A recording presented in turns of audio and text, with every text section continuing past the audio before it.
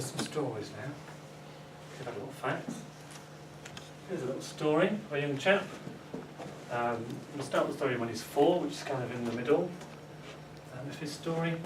And on this occasion he had facial swelling, and urticaria, and wheezing and stridor, so full-blown, not quite anaphylactic, but getting their reaction after contact with a horse. Now this was kind of trace contact with a horse, second and third hand contact. His aunt over here had been in contact with a horse. She'd been driven home by a boyfriend. She'd gone to get changed because she knew he was allergic. She wasn't going home in horsey clothes. And the boyfriend, who hadn't been with the horse, went and played football with it outside in the garden. And within about 20 minutes, this chap is in this state. At this point, he doesn't have asthma, but he does have eczema. When you go back into his history, actually, if you go back beyond this, this chap had gastroesophageal reflux and vomiting from a very early age. He had eczema starting from about 2 or 3 months. He had a very early course, he was born by caesarean section, and he had a very early course of antibiotics, both of which will reduce your gut bacteria. And then when he was about 8 months old, his dad, which is me, fed him scrambled egg. His mum was out, I fed him scrambled egg, cough, wheeze, stridor, didn't look very well at all. Put him to bed, just watched him. And the next day, when he was still alive, I said to his mum, "Hey, watch what happens when you get an egg." We fed him some more egg, and he had exactly the same reaction. We've got scientific about these things. So we thought he's got egg allergy. We best not give him any egg. We didn't give him any more scrambled egg. That's the first 2 that we gave him. That would be stupid. Then we gave him a reaction with banana custard. Now we'd always had banana custard from a jar, the kind of cheapy jars. And we were in Asda one day, and we got through to the cafe. And if you go to Asda cafe, they used to give you free baby food. So we picked up banana custard, fed it to him, and he started to have a reaction of vomit everywhere. We looked at the banana custard, and it was 12-month banana custard. Under 12 months, no egg in it. At 12 months, all of a sudden, they put egg in their banana custard, and we hadn't checked the labels. He then went into a department store. He was a bit older, walking now and kind of talking. Goes up to the cafe, taps on the glass, gingerbread man. So my wife said to the girl behind the counter, "Is there any egg in the gingerbread man?" And she said, "I don't think so." And my wife said, "That's not really very good, you need to go and find out." So she went through to the chef and came back and said, "Chef says there's no egg in the gingerbread man." "Fine, we'll have a gingerbread man." Sits down, bites the head off the gingerbread man, as you do, starts to get a massive reaction in the department store. So my wife takes the child, almost vomiting, and headless gingerbread man back to the counter and says, "Can you check, because I'm now thinking he's allergic to gingerbread man or something." The girl goes off again, comes back from the chef and says, "Chef says there's no egg in the gingerbread man, but he did glaze it with egg." So this had been glazed with raw egg and then just kind of lightly cooked, so that's why he had a reaction. And the other thing we poisoned him with was expensive continental ice cream. Because UK ice cream's fine, Mr. Whippy is just milk. But we were on holiday in Tenerife, in the mountains, it was really hot, and we force-fed him this ice cream, he really didn't want it. As he can tell, when he's allergic to it, we just kept shoving it in. And then we didn't realise that expensive ice cream's made with egg white, raw egg white. And he had a big reaction in the mountains in Tenerife. So this was him, puffy eyes after the horse, runny nose, conjunctivitis, not very impressed. Okay. And this is his allergic march. So, we said food allergy to start with, so there's his egg allergy, there's his, when he finally gets some proper skin prick testing, he's got 14mm reaction to egg. So dilute egg, white solution on his skin with a prick through it gives you nearly 1.5 centimetre lump. That's quite impressive. Allergic to horse, we kind of knew that. Dogs and grats, well, that's tough. When he's checked again at 5, you can see his egg reactions start to go down. When he's 8, his egg reaction's negative. It says informal because he was walking past me and I'd just been breaking eggs. I had egg white on my hand, so I just rubbed it on the back of his hand where he had a little cut. And he was fine. So he didn't have a reaction, so he's not egg allergic anymore. So we made him eat a boiled egg and he was absolutely fine. Then he comes back when he's a bit older. So he's now a horrible, snotty teenager. I've just put him on the bus from here because he's broken his arm. And sent him off back to school. So this is him now. I think he's 13 or 14 when he has this skin prick test done. So I don't think we've done any foods on there because he's no longer got a food problem. He's moved into teenage aerial allergy. So massive reactions to grass, tree pollens, rape pollen, birch pollen, wheat pollen, a bit to the moulds, quite a bit to alternaria, house dust mite, dog, we've got a dog, that's alright, that's negative. Very cat allergic, cats have died, that's fine. Needs to stay away from horses and the guinea pig that's in the garden. But then we went on to do some more foods. So he's grown out of his food allergy, his primary food allergy, and he's moved into a pollen fruit allergy. So he's got a real problem with anything that is in any way healthy. So he's fine with egg now. He's got a bit of a reaction to cocoa, as in chocolate. He's an atheist, but he decided for Lent one year he was going to give up chocolate just to prove he could do it. And he stopped eating chocolate for 40 days and 40 nights. And he came down and he said, I don't have any eczema anymore. And his eczema completely disappeared. And obviously Easter came, Easter eggs scoffed them all, eczema's back again. So very clearly from that, and that smallish reaction to cocoa, he's also cocoa allergic.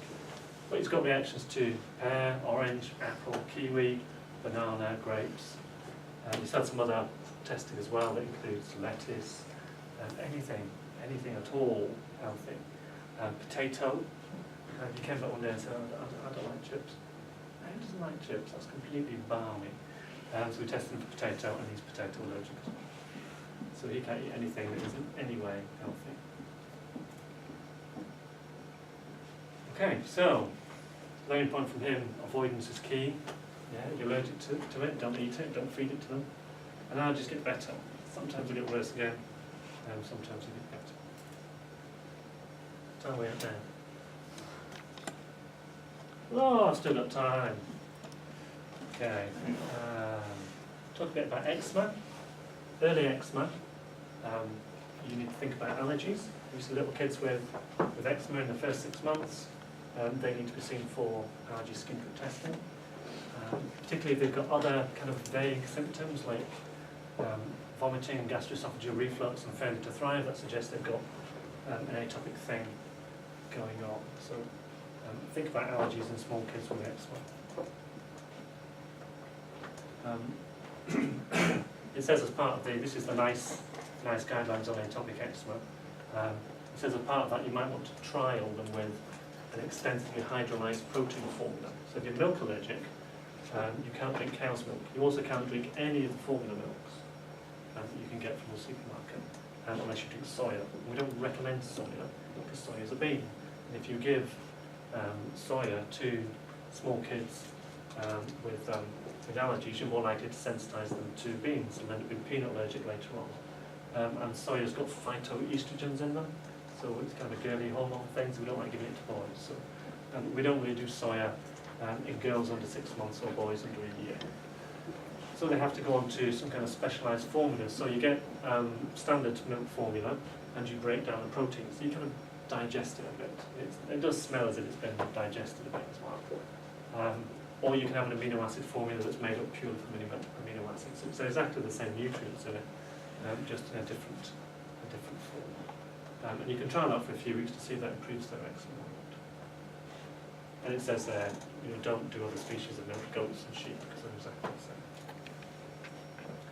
the same. You can also get information, is that nice? Nice, they've got some more guidelines, and the Royal College of Paediatrics and Royal College of GPs have got lots of allergy guidelines and stuff, because there's a lot of it there. By the time you guys qualified and thinking about your career, I would suggest going into allergy because it's a really good business. Lots of kids around. Unless fecal transplantation wipes them all out, I think we'll be fine. I think we're going to see more allergies and weirder allergies because we eat weird stuff. We get very multicultural, and we get all sorts of different food in our diets now. I think we'll find more desensitisation, like the peanut trial in Cambridge. We'll see more medicines directed against immunoglobulin E, so IgE monoclonal antibodies like omalizumab. Problem with omalizumab is it works very well, but it's very expensive. You're talking about £5,000 a month or something in that kind of region. So they use that for severe asthma, but they're starting to use it for urticaria and some other allergic diseases, and then some other fancy treatments. And I did, again, I read another paper while I was having my breakfast this morning, and it was a report from a drug company because they're starting to look at desensitization for grass pollen. And what they've done is they've inserted grass pollen genes into a bacteria in the theory that you can be infected with this bacteria and it will produce grass pollen genes and that will desensitize you against grass. So there's all sorts of funny stuff coming. Okay, let's just whiz through that because you've seen that before. We'll talk about desensitization. So we've talked about the peanut trial. You can also get injectable desensitization, and this is the theory that the more you inject or the more you eat, the more your body will suddenly realise that actually this is not that bad, and gradually you'll stop reacting to it. You can do it very slowly, or you can do what they call a rush desensitization, or an ultra rush desensitization, where you just you can do it for antibiotics, where you bring someone into hospital that's penicillin allergic and you inject them with some penicillin and give them some antihistamines and you make sure they're alive half an hour later, then you inject them with a bit more, and you just treat all their allergic reactions. By the end of the day, their body's just saying, well, okay, I'm not bothered about penicillin anymore. And you can get them non-allergic to an antibiotic within a day sometimes, assuming they don't get too much reaction. So this is what happens if you desensitize somebody. The idea is that you're changing your immune system. So if you find allergic, grass pollen allergic children and treat them with grass pollen desensitization, you can reduce the medication scores for their rhinitis and their asthma by about 50%. It seems to change the disease. It kind of dampens down the allergic march and stops them from picking up new stuff. So if you find children who are just allergic to one or two things and desensitize them against those one or two things, they don't come back later on allergic to a whole bunch of stuff. And there's also the kind of holy grail, and they did a study called a PAT study that was released a couple of years ago, but they're having to do it again because it wasn't quite right. So hopefully within about 5-10 years we'll know whether treating children with rhinitis from grass pollen early genuinely stops them from getting asthma later on, or whether it just delays them, and in which case we may well end up treating lots more children. That's the PAT study. So this is the PAT study 10-year follow-up. You've got two groups there. You've got the group on the left. Well, let's start with the group on the right, the control group. So if you find these kids that have got rhinitis and have a look at them later on, if you've done nothing to them, 50% of them will have developed asthma. If you desensitize them, when you come to look at them, you see that significantly less than 50% will get asthma.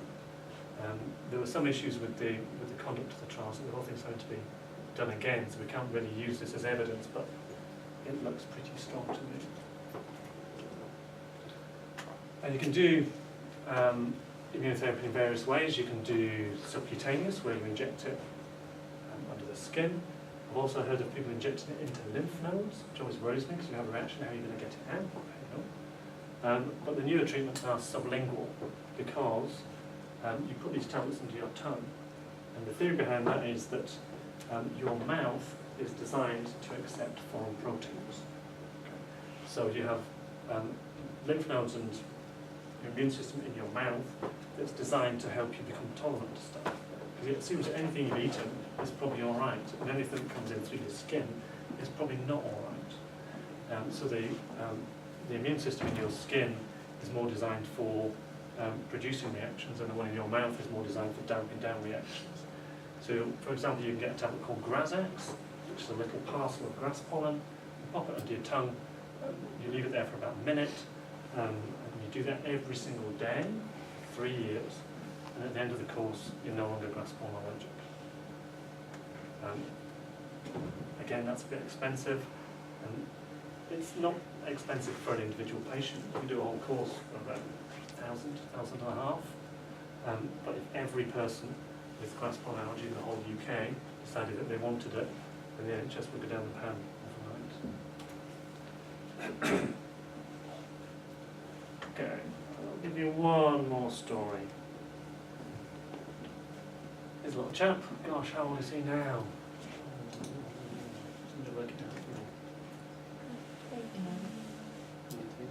Yeah, I need to discharge him, don't I, really? He's at college now, he's just finishing college. So this is probably his story from when he was about 10 or 11. Incredibly allergic chap. Very high IgE, not the highest, but pretty high. He's got asthma, he's got eczema, he's got allergic rhinitis. He's also got allergic eye disease. This chap was under Moorfields Hospital in London. They were having to inject steroids and stuff into his eyes, so kind of significant kind of eye disease, not a bit of hay fever. Severe food allergies. Just by chance he gets celiac disease as well.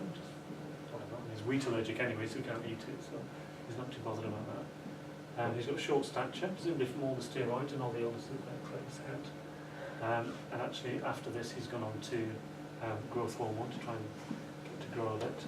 And when we looked at how his adrenal gland was working, just thinking about how much steroid he was getting, because he was getting his asthma inhalers, he was getting the steroid cream on his skin, he was getting steroid spray in his nose, steroid drops onto his eyes, and your nose and your eyes are a very good way of absorbing stuff.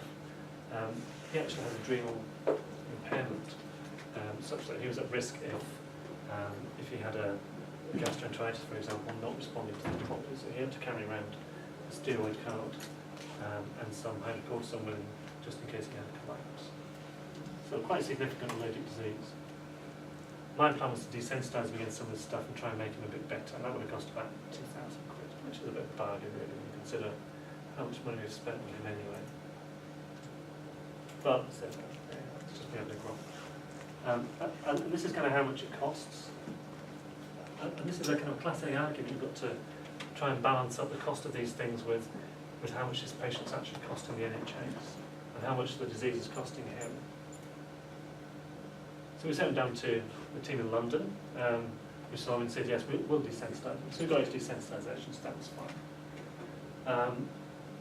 And then when they saw him back, they said, yes, his desensitisation is working, but actually we think he might need some omalizumab. So he went on to this very expensive omalizumab. And he's done really well. He's now 19. He's at college. He's got taller. He's not been in hospital since we started his desensitisation of his omalizumab. And his eye disease is much better. And actually, he's just decided that he'd like to try without the omalizumab. So maybe he's grown out of it. So some kids are just a bit of hay fever, that's it. Some kids are to an extreme level allergic. Oh, I think I'll shut up there. Any questions?